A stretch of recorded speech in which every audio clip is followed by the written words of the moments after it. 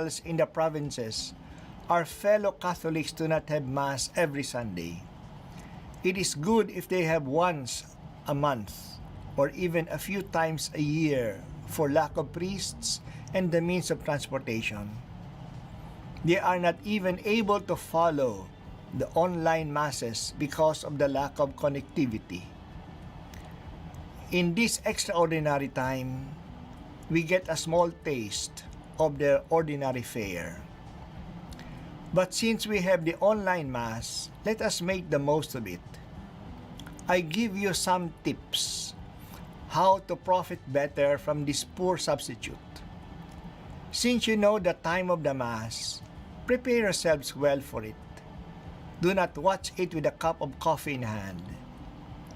Before the Mass, read the Mass readings to prepare yourselves to hear them better once they are proclaimed in the Eucharist. You can know the Mass readings through the Catholic Bible Reading Guide, the Pandasal, and the many books that give us the daily Bible readings, and even some commentaries on them. Or you can access these readings online. Have a few moments too to think that you are to thank what you are to thank the Lord for and what to offer to Him in this Mass.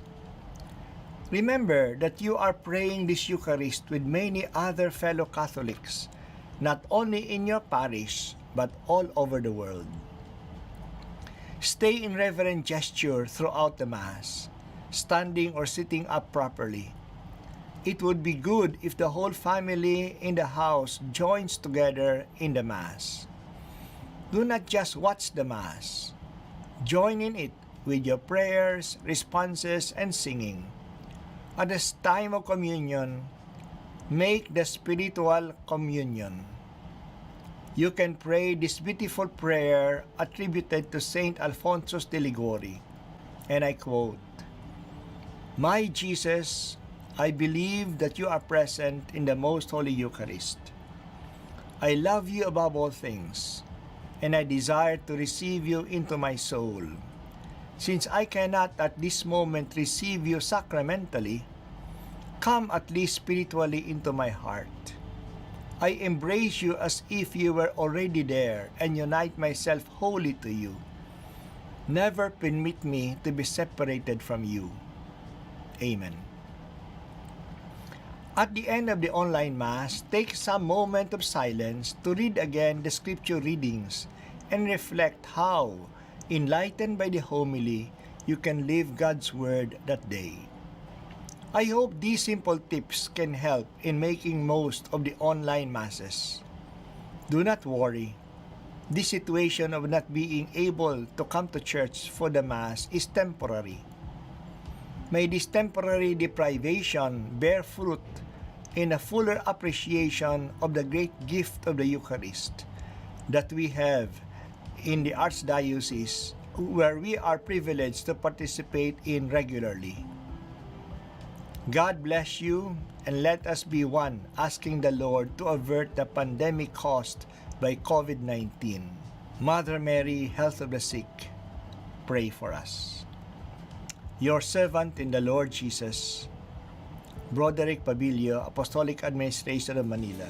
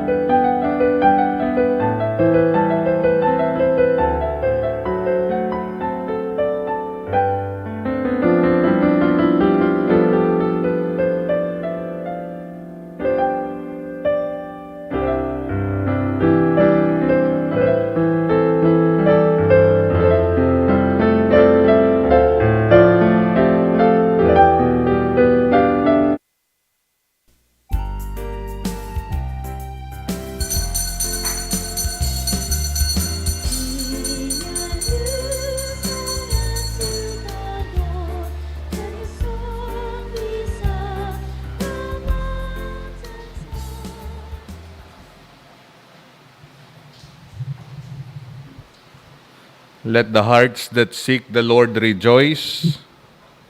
Turn to the Lord, and His strength constantly seek His face. In the name of the Father, and of the Son, and of the Holy Spirit, the grace and peace of God, our Father, and our Lord Jesus Christ be with you all. My dear brothers and sisters, today we thank God for all the blessings that we have received. And in a special way, we thank God for giving Archbishop Joe this new blessing, being a cardinal-elect.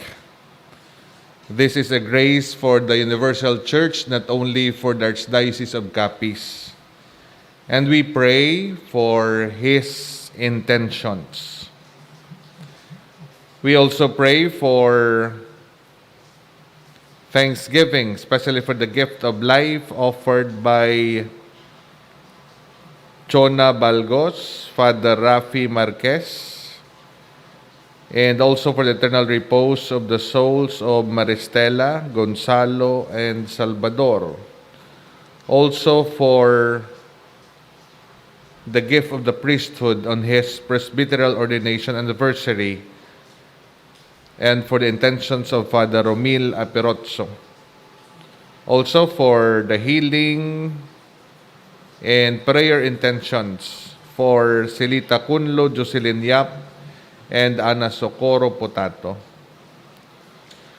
We also pray for our personal intentions. My dear friends, to be less unworthy of this sacred sacrifice, we call to mind our sins and be sorry for them. Together, I confess to Almighty God and to you, my brothers and sisters, that I have greatly sinned in my thoughts and in my words, in what I have done and in what I have failed to do, through my most grievous fault. Therefore, I ask Blessed Mary, ever Virgin, all the angels and saints, and you, my brothers and sisters, to pray for me to the Lord our God. May Almighty God have mercy on us, forgive us our sins, and bring us to life everlasting. Lord, have mercy. Christ, have mercy. Lord, have mercy. Let us pray. Almighty and ever-living God, increase our faith, hope, and charity, and make us love what you command, so that we may merit what you promise. Through our Lord Jesus Christ, your Son, who lives and reigns with you, in the unity of the Holy Spirit, one God, forever and ever.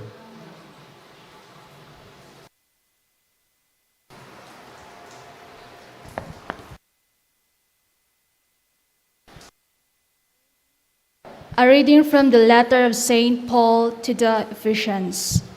Brothers and sisters, be kind to one another, compassionate, forgiving one another, as God has forgiven you in Christ. Be imitators of God as beloved children, and live in love, as Christ loved us and handed himself over for us as a sacrificial offering to God for a fragrant aroma. Immorality or any impurity or greed must not even be mentioned among you, as is fitting among holy ones. No obscenity or silly or suggestive talk, which is out of place, but instead thanksgiving. Be sure of this, that no immoral or impure or greedy person, that is, no idolatry, has any inheritance in the kingdom of Christ and of God. Let no one deceive you with empty arguments, for because of these things, the wrath of God is coming upon the disobedient. So do not be associated with them, for you were once darkness, but now you are the light in the Lord. Live as children of light. The word of the Lord. Responsorial Psalm. Behave like God as his very dear children. Behave like God as his very dear children. Blessed the man who follows not the counsel of the wicked, nor walks in the way of sinners, nor sits in the company of insolent, but delights in the law of the Lord, and meditates on his law day and night. Behave like God as his very dear children. He is like a tree planted near running water that yields its fruit in due season, and his leaves never fade. Whatever he does prospers. Behave like God as his very dear children. Not so the wicked, not so. They are like chaff which the wind drives away. For the Lord watches over the way of the just, but the way of the wicked vanishes. Behave like God as his very dear children. Alleluia, alleluia. Your word, O Lord, is truth. Consecrate us in truth. Alleluia, alleluia.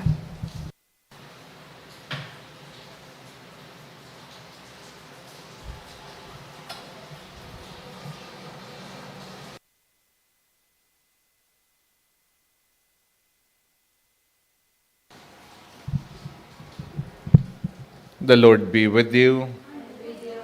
A reading from the Holy Gospel according to Luke.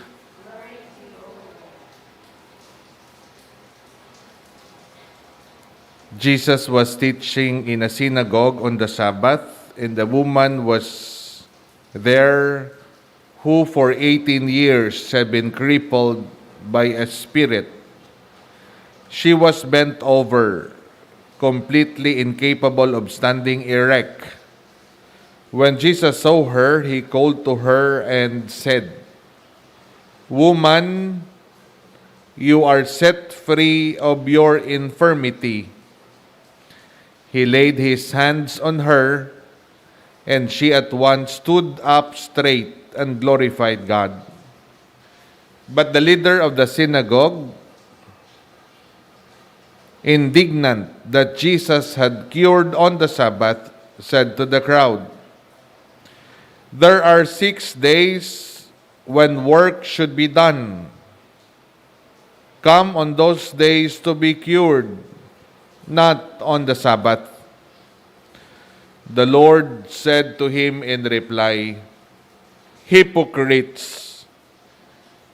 Does not each one of you on the Sabbath untie his ox or his ass from the manger and let it out for watering? The daughter of Abraham, whom Satan had bound for 18 years now, ought she not to have been set free on the Sabbath day from this bondage?" When he said this, all his adversaries were humiliated, and the whole crowd rejoiced at all the splendid deeds done by him. My dear friends, the Gospel of the Lord.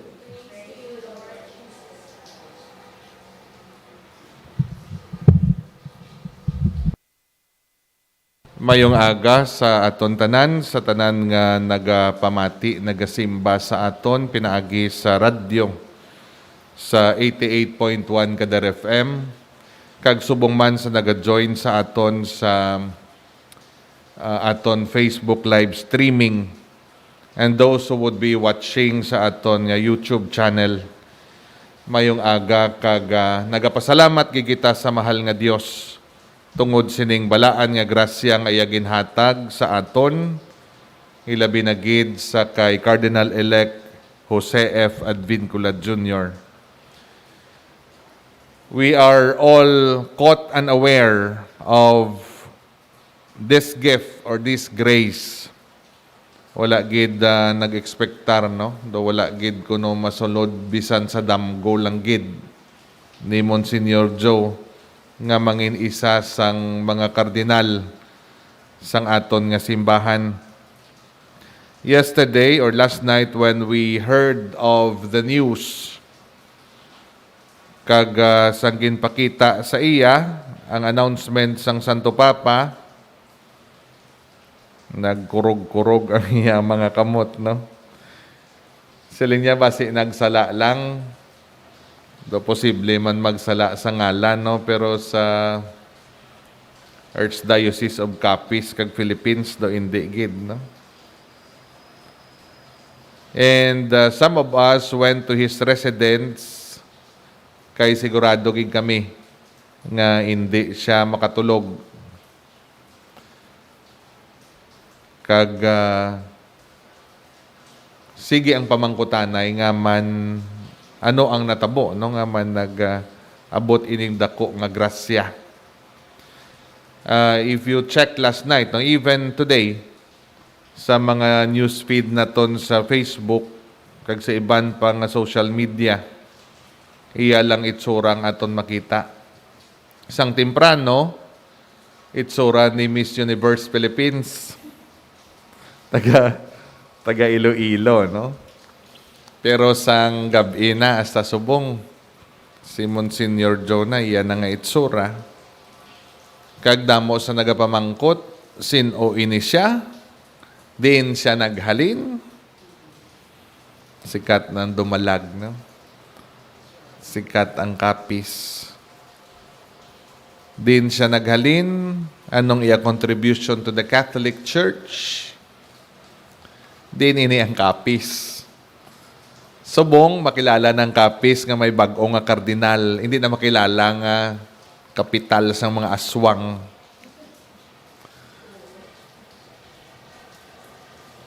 We have a mixed emotion or feeling. Grateful to God, at the same time, may palamangkutanon. Mapabilin bala siya diri o kon halinon bala siya.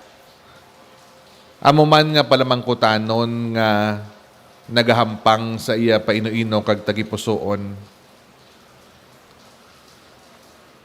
This morning, sang walking kami upod sa iya, we remind ourselves ang amon mga istorya sang nagliligad nga mga tinuig kag sang nagliligad nga mga binulan, because we were already thinking and planning for his retirement.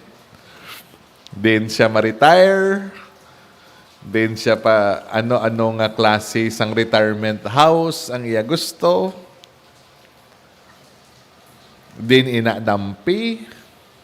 Anong iya pagahimuon on his retirement. He is now at 68. To 75 mandatory retirement.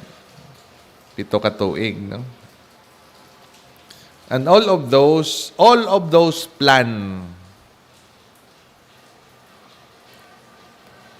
hindi sa subong, no? Hindi naton klaro kung madayon ina o kung hindi bangod sang sining dako nga grasya. What I'm trying to say is we have our own plans. May mga plano kita. Bisan sa gospel gani, ining synagogue leader o na Sabbath, siling niya may anom kaadlaw nga dapat ka magkadto diri kag magpaayo, subong katimo nagkadto nga Sabbath, because Sabbath is the day for the Lord, rest day. Wala dapat sang obrahon kundi mahatag lang gid sang pagsimba sa mahal nga Dios. Diambal sang aton Ginoo sa iya, hipokrito. Di bala ginalubaran mo man, ginakuha mo sa hiligtan ang imo sapat para mag-inom? Nagubra ka man kag. For 18 years, this woman was in bondage because of Satan's power. Subong nag-abot ang tion nga pag-aayuhon siya, idalok mo ina sa iya. My dear friends, madamo kita sang plano sa aton nga kabuhi, just like the synagogue leader. And sometimes our plans are conceived to be what is best for us. But we should always remember, take a step backward and think and pray and reflect that God has also His plans for all of us. And that plan is the best plan. And we have to cooperate with that plan. Hindi man kita pagdalon sang mahal nga Dios sa iya mga plano kung hindi ini makapamaayo sa aton kag sa bug-os nga katilingman. We pray for the intention of the good Archbishop of Cardinal-elect Jose F. Advincula Jr. And we pray also for the Universal Church nga kabay pa ini nga grasya hatag sang pagkambyo sa aton simbahan. Tihambal nila gani, the cardinal is bestowed by papal appointment. Ang Santo Papa langgid ang maka-appoint sang isa ka kardinal. Ang Santo Papa langgid ang sarang makahatag sang sini nga titulo. And cardinals perform two primary duties. Number 1, to act as advisors of the Pope kung pangayoon ang ila advice. Number 2, pwede sila makaboto, eventually elect his replacement. Upon a Pope's death or resignation, the College of Cardinals elects a member of the Church to serve as the new pontiff o kung bag-o nga Santo Papa. Pero kung ang kardinal, 80 ng imo edad, 80 up, you are not allowed to vote. Bishop Joe or Cardinal-elect Joe is 68. Pwede pa siya kaboto. Pwede gid siya makaboto. Again, the feeling is mixed. No? We pray for his intentions. We pray again for the Universal Church. We pray for the Archdiocese of Capiz. Pero malipayon kita, no? Doon nasubuan ako yan, no? Malipayon kita nga nangin napili, no? Damo subong sang patugmahanon ngaman, sino, ang balgani nila kagabi, no? Sa isa ka joke naman gabi. Naghalin ko no ang sumpa. Si Father Orog ang ila ginatudlo. Nagsulod ang lucky charm si Father Miko. Ang balin mo, Sir Joe, hindi Si Father Orog ato sa Roma, base siya ang naglakad sang papeles. Magparoma si Monsignor Joe if ever, consistory is scheduled November 28. We don't know yet kung ano, wala pa man sa nakatawag sa iya officially. Nakita-anay Japon sila ni Father Orog, ni Father Virgilio Ciudadano. Nagpadala sila sang greetings, 3 sila, ara sila sa Vatican Plaza, no? Nag-video sila nga 3, nag-congratulate kay Monsignor Joe. We are all happy, no? We are all happy with this blessing.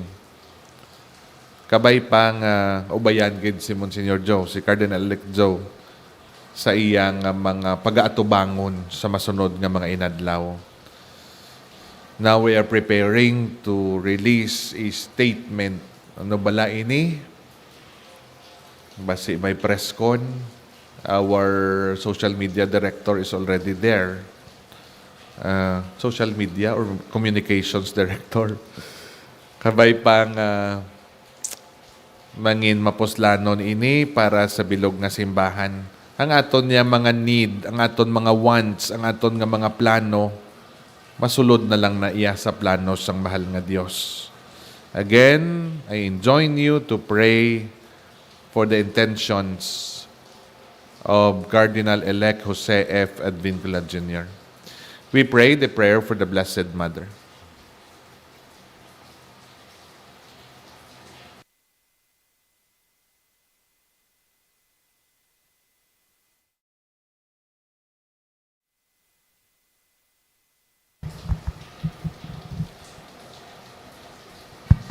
Together, let us pray to the Blessed Virgin Mary. We fly to your protection, Holy Mother of God, in the present tragic situation when the whole world is prey to suffering and anxiety. We fly to you, Mother of God and our Mother, and seek refuge under your protection. Virgin Mary, Turn your merciful eyes toward us amid this coronavirus pandemic. Comfort those who are distraught and mourn their loved ones who have died, and at times are buried in a way that grieves them deeply. Be close to those who are concerned for their loved ones who are sick and who, in order to prevent the spread of the disease, cannot be close to them.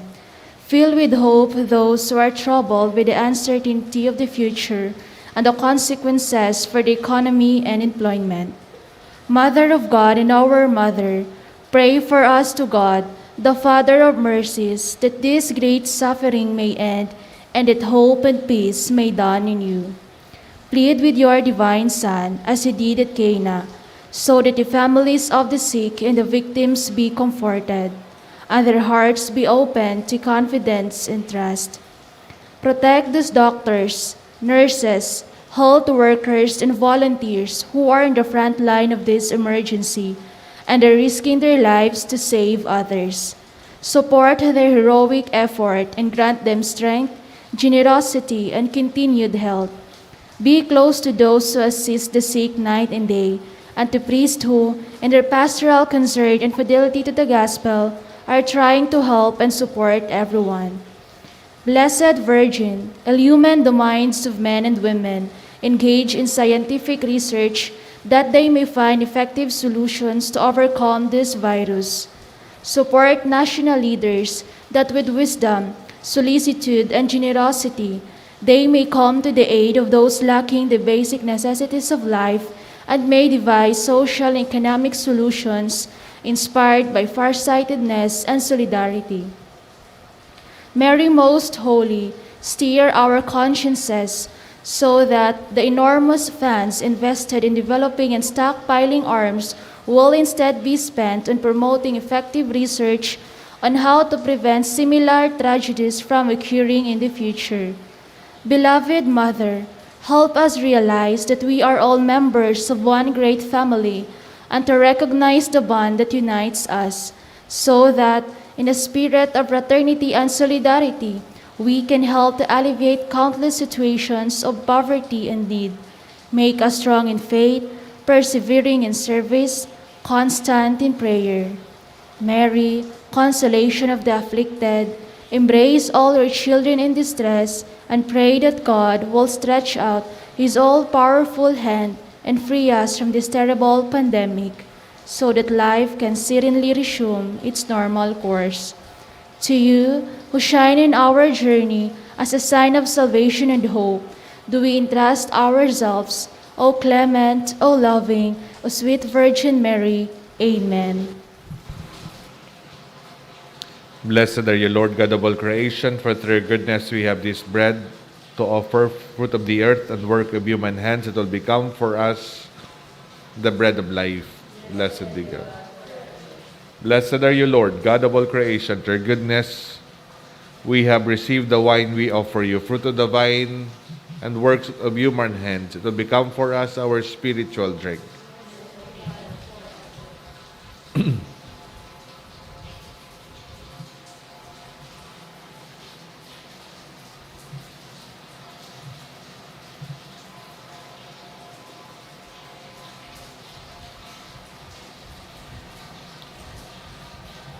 Pray, my dear brothers and sisters, that my sacrifice and yours will be made acceptable to God, the Almighty Father.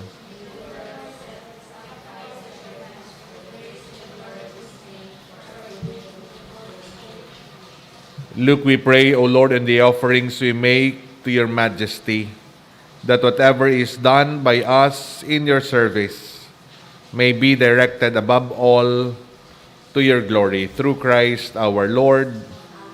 The Lord be with you. Lift up your hearts. Let us give thanks to the Lord our God. It is truly right and just, our duty and our salvation, always and everywhere to give you thanks, Lord, Holy Father, Almighty and eternal God. For in goodness you created man, and when he was justly condemned, in mercy you redeemed him through Christ our Lord. Through him the angels praise your majesty, dominions adore, and powers tremble before you. Heaven and the virtues of heaven and the blessed seraphim worship together with exaltation. May our voices, we pray, join with theirs in humble praise as we acclaim.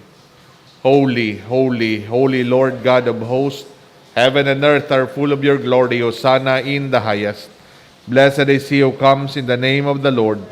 Hosanna in the highest. You are indeed holy, O Lord, the fount of all holiness. Make holy, therefore, these gifts, we pray, by sending down your Spirit upon them like the dewfall, so that they may become for us the body and blood of your Son, our Lord Jesus Christ. At the time he was betrayed and entered willingly into his passion, he took bread and giving thanks, he broke it, gave it to his disciples, saying, Take this, all of you, and eat of it, for this is my body which will be given up for you.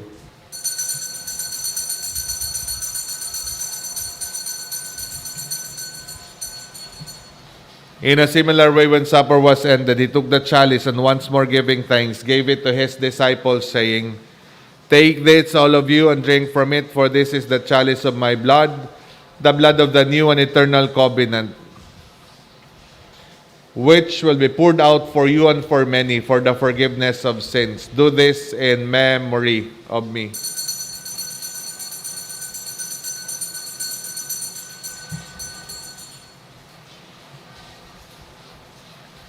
The mystery of faith.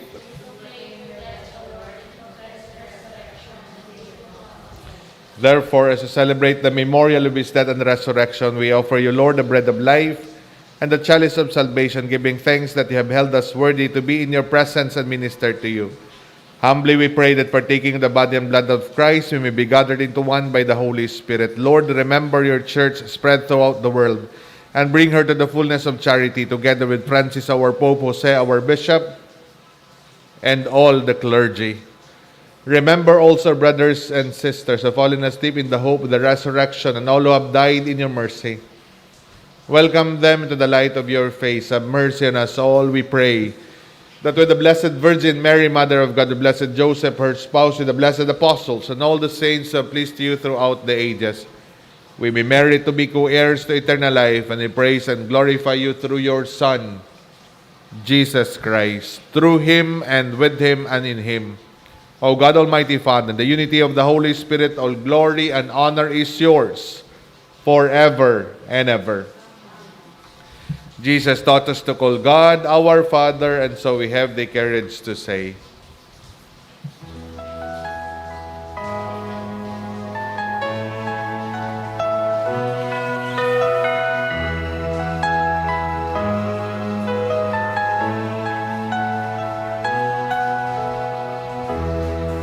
Our Father, who art in heaven, hallowed be thy name.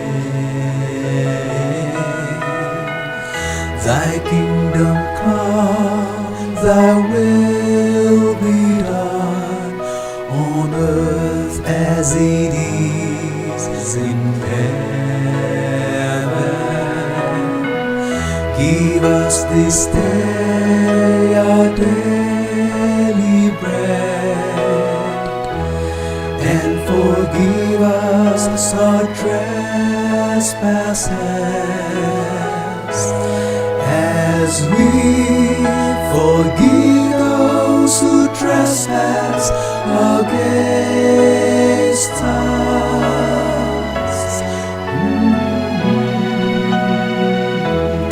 And lead us not into temptation,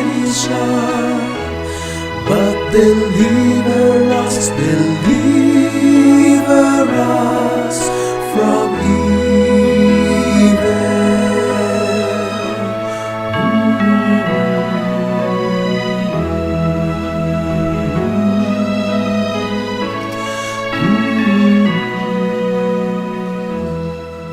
Deliver us, Lord, we pray, from every evil. Graciously grant peace in our days, and with the help of your mercy be always free from sin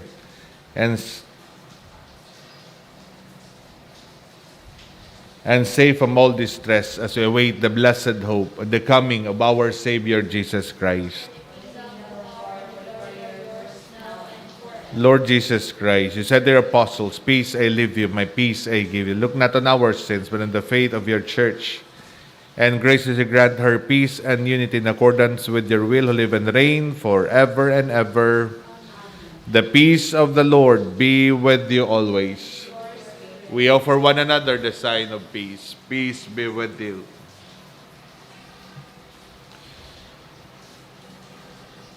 Lamb of God, you take away the sins of the world, have mercy on us. Lamb of God, you take away the sins of the world, have mercy on us. Lamb of God, you take away the sins of the world, grant us peace.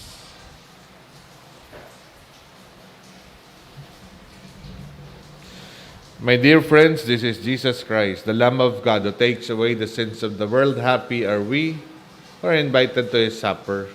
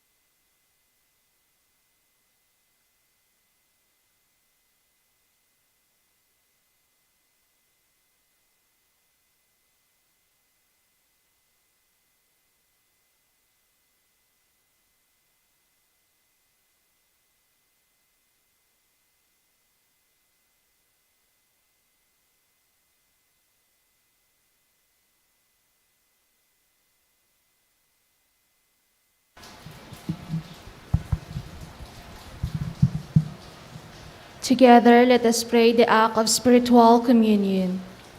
My Jesus, I believe that you are present in the most holy sacrament. I love you above all things, and I desire to receive you into my soul. Since I cannot at this moment receive you sacramentally, come at least spiritually into my heart. I embrace you as if you were already there, and unite myself wholly to you. Never permit me to be separated from you. Amen.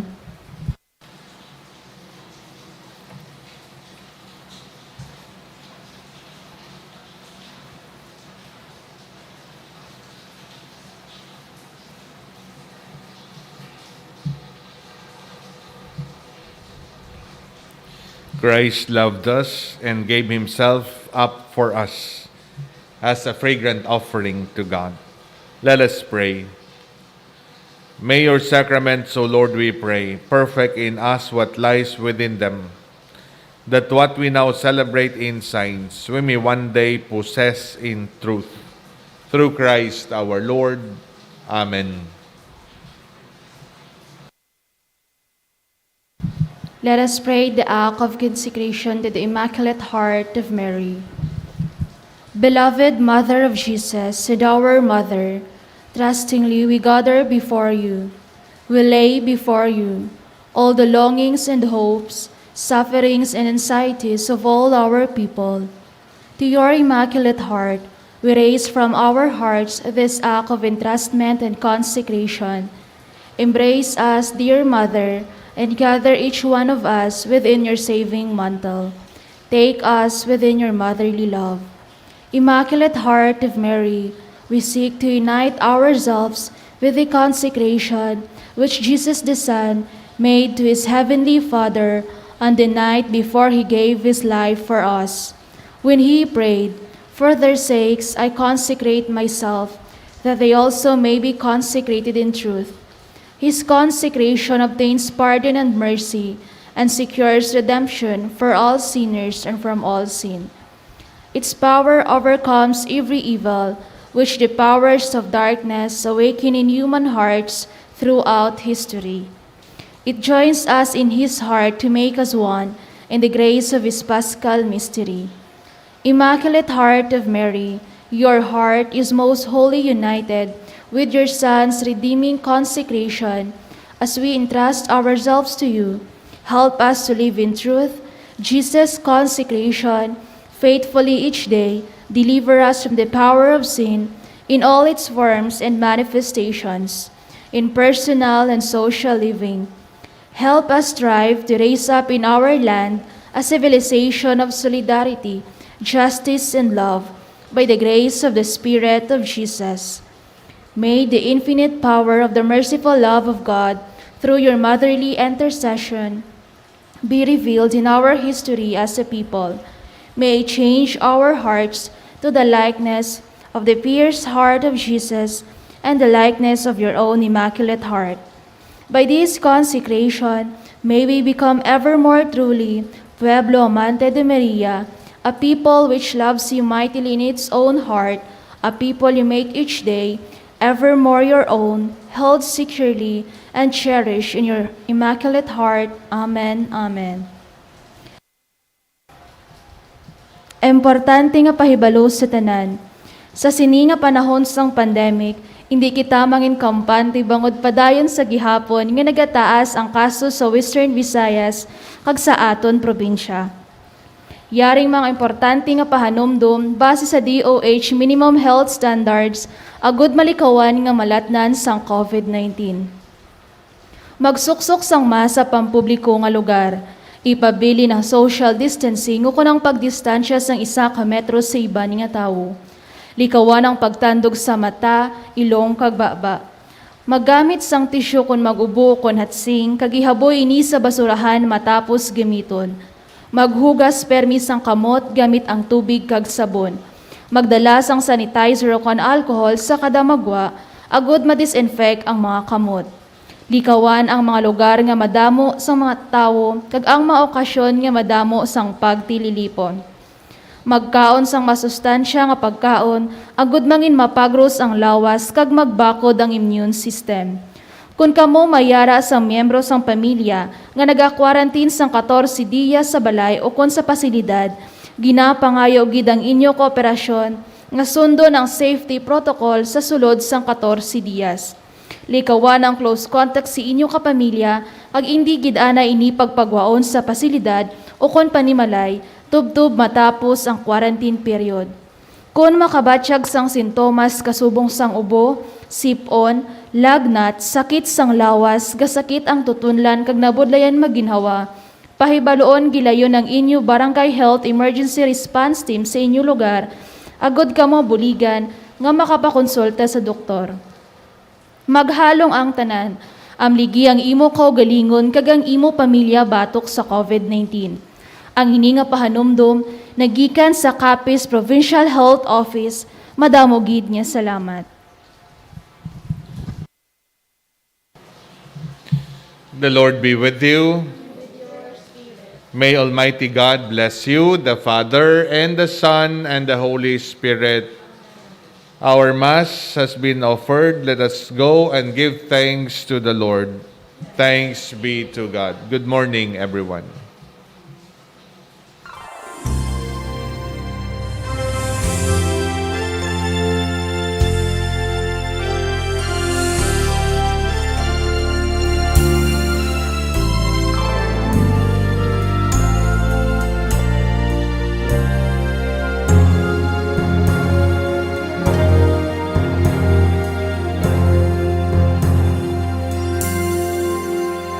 If